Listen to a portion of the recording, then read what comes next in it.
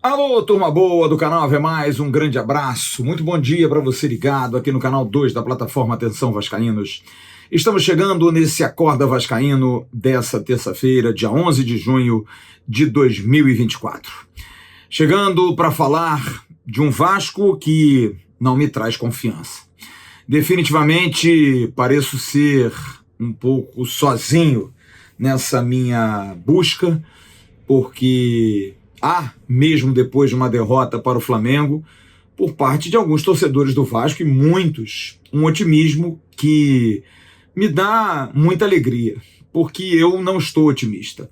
Realmente não consigo, em função de todos os problemas que nós passamos há exatos 9 dias, talvez tenha sido um trauma, talvez seja um trauma. Pensar que nós perdemos para o nosso maior rival por 6 impiedosamente goleados, de uma maneira vexatória, sem que o time reagisse, sem que o time tivesse o mínimo de postura. E a gente vai para um jogo na quinta-feira contra o Palmeiras, que eu admiro o torcedor que me rebate, como ontem rebateu no chat durante a nossa live Dicas de Mendonça. Fale por você, Flávio. Eu não tenho medo nenhum. Vamos ganhar do Palmeiras lá. Amigo, eu admiro muito a sua coragem, admiro muito o seu sentimento, mas eu tô aqui para analisar, não tô aqui para torcer.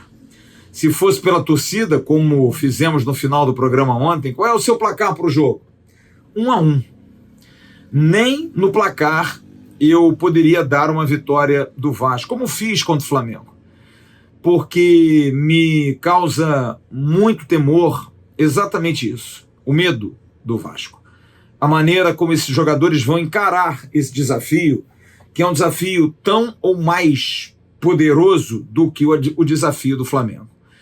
O Vasco pega um time que tem um treinador que trabalha junto há muitos anos, com excelentes jogadores, tudo bem desfalcado do Hendrick, mas tem ótimos jogadores, é um time que joga junto há muito tempo, que é verdade não tem jogado tão bem assim ultimamente, mas que joga no seu campo, diante da sua torcida, com muitos ingressos já vendidos, grama sintética, que é uma diferença, e um adversário que nos últimos 9 anos, desde a última derrota para o Vasco jogando em São Paulo, na briga que o Vasco tinha para se manter na Série A em 2015, o Vasco venceu por 2-0, gols do Rafael Silva e do Nenê.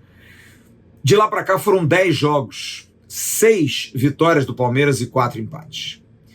Eu não posso mais me enganar com isso.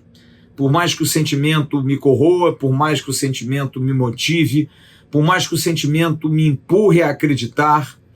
E é claro, eu vou ver o jogo de quinta-feira com olhos de analista, mas acima de tudo também querendo um resultado para amainar um pouco esse clima.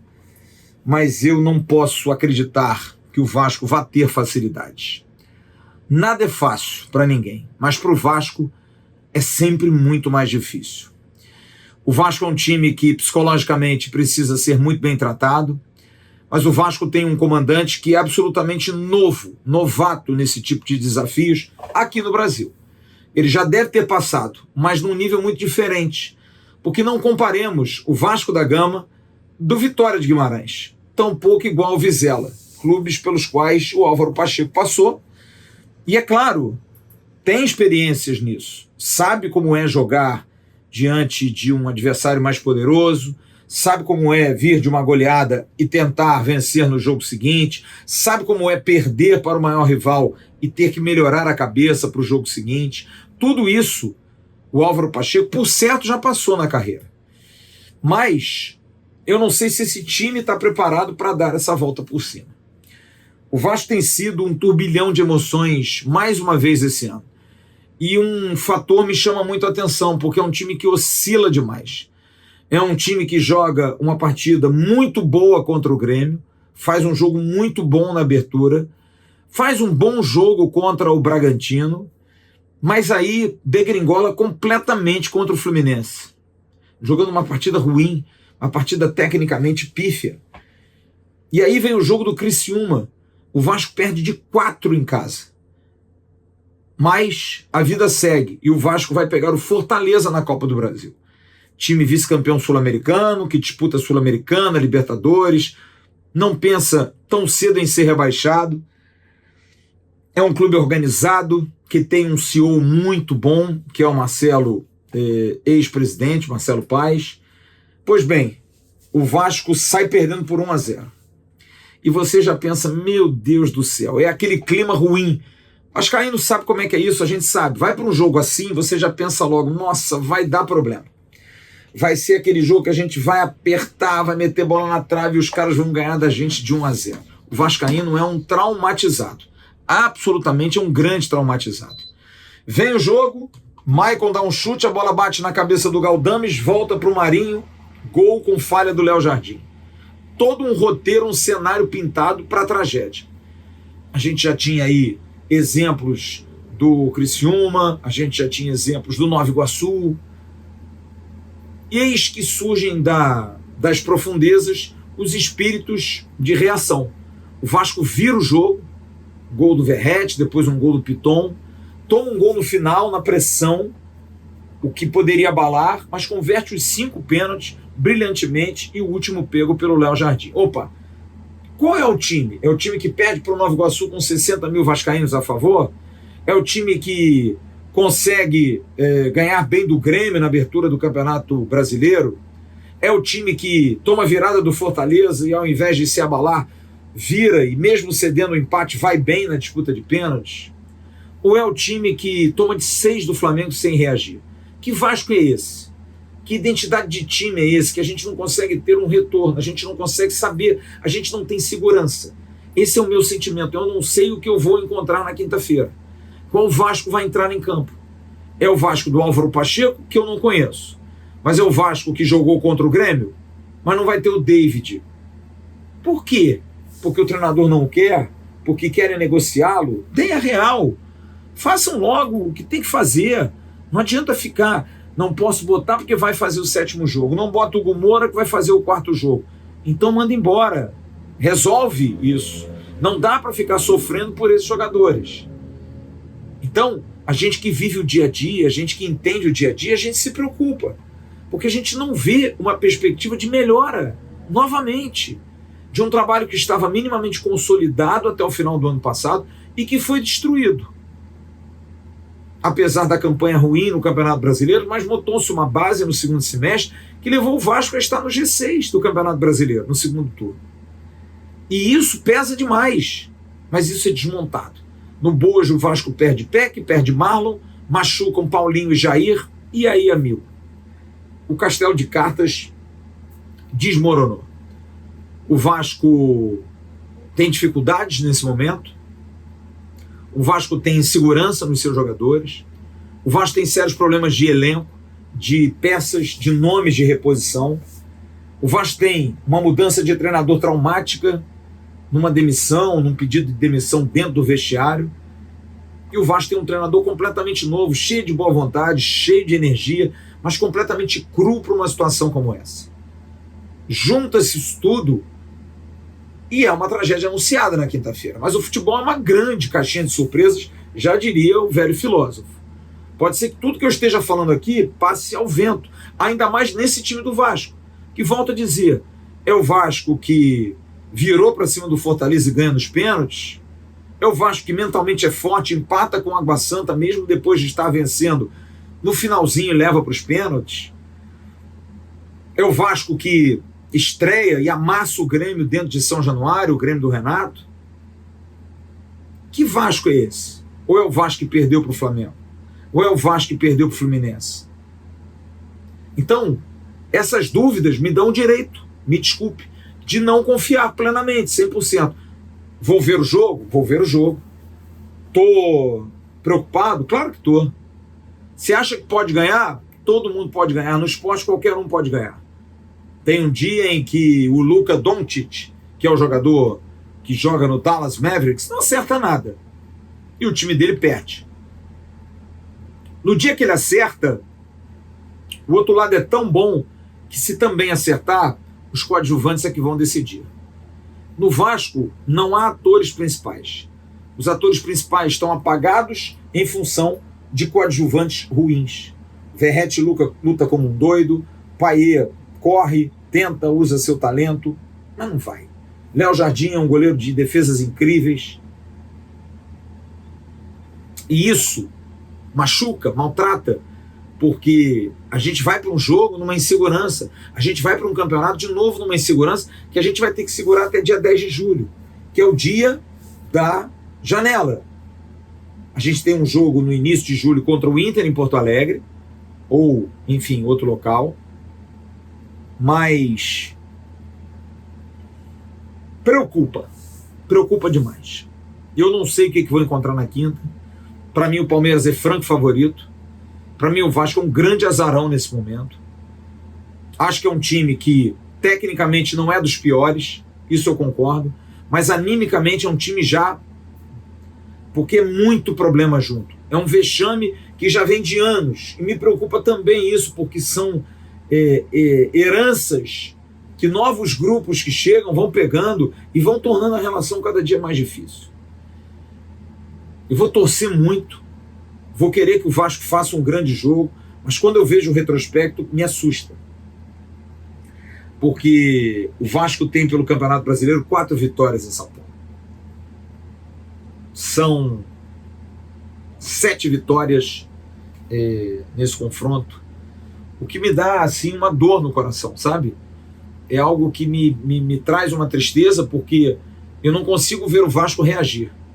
O Vasco joga algo parecido com o futebol, não é um jogo em que você vai ao estádio e pensa assim, porra, esse time vai trocar passes, vai envolver o adversário, pode até perder, pode, mas não tem isso. Os jogadores do Vasco não me passam confiança, tirando um ou outro, não me passam. Não sei se vão conseguir receber a bola de um zagueiro, fazer o giro e fazer uma jogada, se um zagueiro vai saber arrancar, se um lateral vai entrar pela diagonal para que o ponta vá no fundo e cruze para ele, ou então para ele pegar o rebote, ou então que o ponta venha por dentro e que o lateral pegue o fundo. Eu não sei, o Vasco não faz isso. Que o Beabá está apertado atrás, rifa a bola na frente, Verratti vem buscar, tenta dar uma casquinha para alguém. São coisas básicas que a gente não consegue ver no time do Vasco. Então esse é o aspecto técnico-tático. E aí você vai para o anímico, é muito complicado. A grande sorte do Vasco é que o Campeonato Brasileiro começa de uma maneira assustadora, pelo nível fraco de muitos times. Porque se não fosse, eu já estava desesperado ao cubo. Porque eu viria uma grande chance do Vasco de novo amargar uma segunda divisão. Acho que tem que comprar um pouco de confiança, tem que comprar um pouco de esperança, tem que comprar um pouco de entendimento de jogo, para a gente fazer uma partida quase perfeita na quinta-feira. Porque a gente vai pegar um adversário que não está jogando bem, mas é um adversário muito poderoso e que tem o mental, é o time de melhor mental no futebol brasileiro. É impressionante como esse time do Palmeiras é um time que ele não perde. Tá de 2, eu me lembro ano passado jogando aqui no Rio, o Campeonato Brasileiro, o Vasco mete 2-0, gols do Peck e do Pedro Raul. O Palmeiras vai lá e busca no segundo tempo, na mentalidade, na força de cabeça. Talvez falte isso, equilíbrio. Talvez faça bem a um grupo tão jovem também, um pouco dessa oxigenação. Quarta-feira é um jogo, na verdade quinta é um jogo difícil, é um jogo complicado e que me dá um pouco de dor, porque amanhã é dia dos namorados. Quantos não gostariam de dar para o seu namorado ou namorada um presente como a vitória de amanhã? Olha, eu vou falar para vocês. Sai para jantar. Dá uma flor para sua namorada. Não sei se vai valer tanto a pena assim, desculpe meu pessimismo, mas eu tô assim depois da derrota, tô traumatizado. Para mim a derrota pro Flamengo é a maior vergonha da história esportiva do Vasco. Perder de 6 é um negócio inadmissível. Então, talvez eu não vá ao jogo. Talvez eu vou estar aqui na abertura, eu digo não vou ao jogo, não vou viajar, quem viaja é o Marquinhos, não vou estar durante o jogo. Vou estar fazendo abre normal, mas não tô muito assim confiante, sabe? Não tô. E é triste porque eu sou um cara muito para cima, sou um cara muito positivo, sempre acredito, mas aquela derrota é uma cicatriz grande que vai demorar para ser preenchida, porque Acho que o presidente do Vasco fez bem, precisou fazer o que fez, mas me assusta muito a situação toda, o status quo todo, porque a gente vai precisar de uma janela boa, a gente vai precisar contratar bons jogadores e, enfim, não sei de onde vai vir esse dinheiro, não sei. Não é problema meu, é problema de quem dirige e que não é irresponsável, muito pelo contrário, é responsável, sabe, não estaria dando passos errados sem saber onde pisar. Mas, independente disso, da tentativa de acerto, eu acho que o Vasco vai penar na quinta-feira em São Paulo e precisa ter muita sorte, muita competência, muita entrega para conseguir se livrar de mais um resultado negativo. No Palmeiras, eu tenho certeza que lá pensa, bom, vamos ganhar do Vasco, depois a gente pensa no final de semana. No Vasco, não. Vamos tentar não perder pro Palmeiras, porque perder pro Palmeiras é uma coisa épica da nossa parte. E eu não consigo ver essa perspectiva. A gente precisa jogar futebol, marcar muito forte, fechar as linhas e na frente seja o que Deus quiser. Uma bola ou outra, um cruzamento, uma tabela. Fora isso, tá muito difícil. Tá bom? Me desculpe. Eu sei que vocês gostam de me ver sempre muito otimista, mas eu não diria que eu estou pessimista, eu estou realista. Estou muito machucado com o que aconteceu domingo passado e é como se você tivesse sido traído por um grande amigo seu. Esse cara tem que recuperar muito a minha confiança para voltar a frequentar minha casa e apertar minha mão. Esse time do Vasco, por enquanto, nem tocar a campainha ele está tocando. Daqui a pouco tem um Bom Dia Gigantes com Emerson Rocha, ao vivo, junto com o Joel Silva. E aqui não vê mais. Canal 2, o Sérgio Quinde comanda com a Jéssica Duarte a resenha do meio-dia. Eu vou estar logo mais no Avenews e às 5 tem o Tabela lá no Atenção Vascaínos e aqui tem o corte às 3 da tarde. Valeu, grande abraço, tchau.